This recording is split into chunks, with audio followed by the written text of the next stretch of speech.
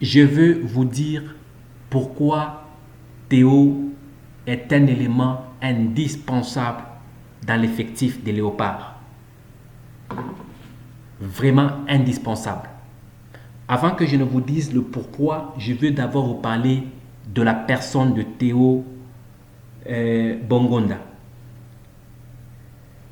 Théo Bongonda est né en Belgique et plus précisément à Charleroi. Actuellement, Bongonda a 26 ans et à 26 ans seulement, Bongonda a déjà joué dans des grands clubs. Il faudra signaler que c'est vrai, Bongonda a déjà été dragué par la RDC il y a des années et il refusait, oui bien sûr, parce que il voulait vraiment jouer pour l'équipe de la Belgique et ça c'est né un secret de Polichinelle. Il jouait vraiment pour l'équipe de la Belgique et quoique Bongonda est né en Belgique, Bongonda a commencé sa carrière professionnelle en Espagne. En Espagne, à Celta Vigo, où il a commencé sa carrière professionnelle. Il a joué à Celta Vigo de 2014 à 2018. De 2014 à 2018. Quitté là-bas, il est parti en Turquie. En Turquie, où il a joué pour Transasport pendant quelques temps. Et quitté la Turquie, il est parti maintenant en Belgique, son pays de naissance. Et dans son pays de naissance, il a joué d'abord pour Zulte Waregem, et puis il est parti maintenant à Genk. Et à 26 ans seulement, Théo a déjà joué environ 287 matchs, toutes compétitions confondues, 287 matchs. Et puis, il a déjà marqué 62 buts, en tout cas 62 buts et livré 2 passes décisives. Ok, si ça c'est vraiment une précision de taille. Il faudra signaler que Théo a joué avec des grands clubs. Il a affronté des grands clubs, le Real de Madrid, il a affronté Barcelone, il a affronté Atlético Madrid. Il a joué avec des grands noms et des grands. En tout cas, il a participé dans des grands jeux, dans des grandes compétitions.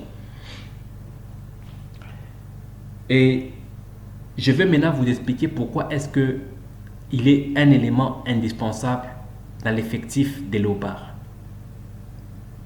Les Léopards vont affronter le Maroc pour les barrages. Ça, c'est une première étape. Et après cette étape, les Léopards doivent aller en Coupe du Monde. En tout cas, je veux vous rassurer qu'en Coupe du Monde, ça ne sera pas du jeu.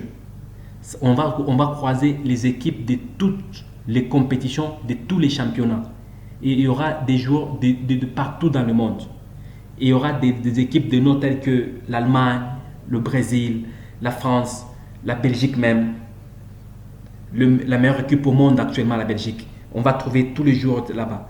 Et là, on n'a pas besoin des joueurs qui viennent apprendre à jouer avec les joueurs de renom. Les joueurs qui, toute sa carrière, le seul blanc qu'il a vu, c'est un joueur du club de Maghreb. Non, on a besoin des joueurs des grands noms et des grands renoms. Des joueurs qui n'ont peur de personne et de rien. Les joueurs qui ont déjà joué des grandes compétitions. Et parmi ces joueurs-là, et des joueurs qui connaissent le foot et qui ont un système de jeu connu, un système de jeu et qui ont la volonté de gagner des matchs, de gagner des grands matchs, qui n'ont pas la volonté de participer à la compétition, mais de gagner la compétition. Parce que nous devons quitter dans l'étape, en Afrique, on doit quitter dans l'étape d'aller participer à la Coupe du Monde. On doit avoir l'esprit de gagner la Coupe du Monde. Et aller gagner la Coupe du Monde, on ne la gagne pas avec n'importe quel joueur. On ne la gagne pas avec les joueurs moyens. On ne la gagne pas avec les joueurs semi-professionnels. On ne la gagne pas avec les joueurs à peu près professionnels. On la gagne avec des joueurs professionnels. Et qui dit professionnel dit des joueurs qui jouent dans des grands clubs et qui ont de noms. Les joueurs qui ont participé dans des matchs avec un jeu et qui ont gagné ces matchs avec un jeu.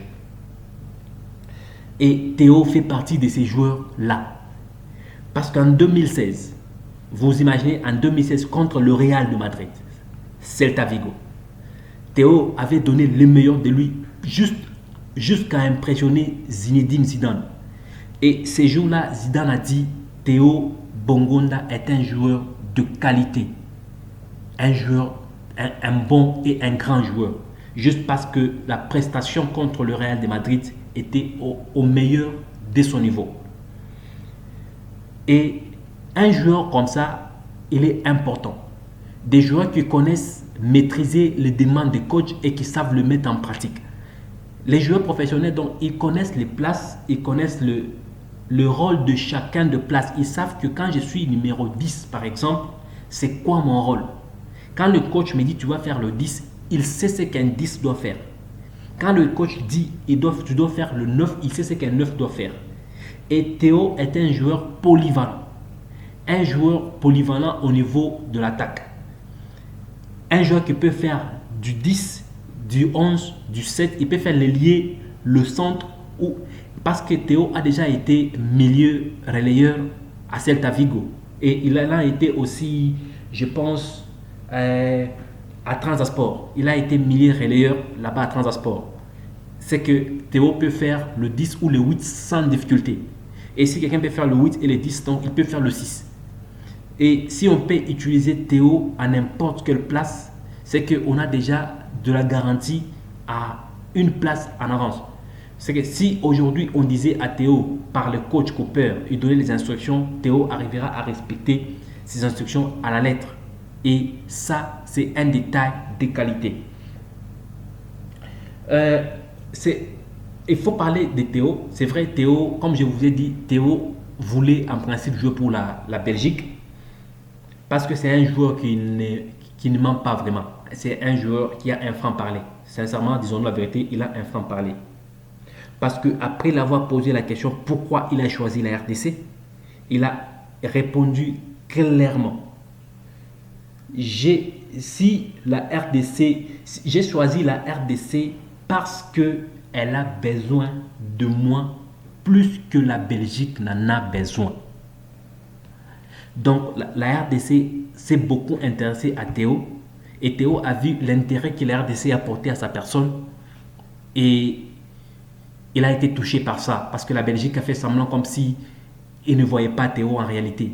Et vu que la RDC s'est intéressée clairement à Théo et en contrepartie le joueur s'est choisi important et puis il a donné son aval à la République démocratique du Congo. Et parce qu'il a un franc-parler, on lui a posé beaucoup de questions à son point de presse. Et voici ce qui est étonnant, c'est que Théo dit. Il dit qu'il n'a jamais vu un joueur à l'équipe de la Belgique avec son système de jeu. Et il est un joueur qui est sûr de soi. Il se connaît et il est sûr de soi-même. Il sait qu'il fera de meilleures choses. Il sait qu'il a un système de jeu important. Parce qu'il le dit clairement lui-même. Je n'ai jamais vu un joueur avec mon style de jeu en Belgique. Je suis quelqu'un qui dit toujours ce qu'il pense, même si parfois ça ne se passe pas bien. Donc il dit ce qu'il pense. Pour lui, il est le meilleur joueur en Belgique. Il a un système de jeu que personne d'autre n'en a. Et il dit ce qu'il pense en réalité. Et ça, c'est aussi une qualité de Théo. Et pour vous dire vrai, Théo, c'est un grand joueur. Un joueur par excellence. Et la RDC a de la chance de l'avoir. Et je sais que la plupart d'entre Congolais vont le découvrir. C'est au mois de mars. Et prions seulement Dieu pour que Théo soit toujours en bonne et due forme, ne se blesse pas, pour que vous voyez le meilleur niveau de ce joueur. Et je peux vous assurer qu'avec ce joueur, la RDC peut se qualifier juste avec Théo. Et sur ça, nous vous demandons de vouloir vraiment sincèrement vous abonner à notre chaîne si vous avez aimé la vidéo. Parce que nous publions des vidéos d'analyse sportive et politique tout le temps. Si vous avez vraiment aimé cette vidéo, nous vous demandons de bien vouloir vous abonner et aussi de cliquer la cloche de notification afin de ne pas louper nos prochaines publications. Merci et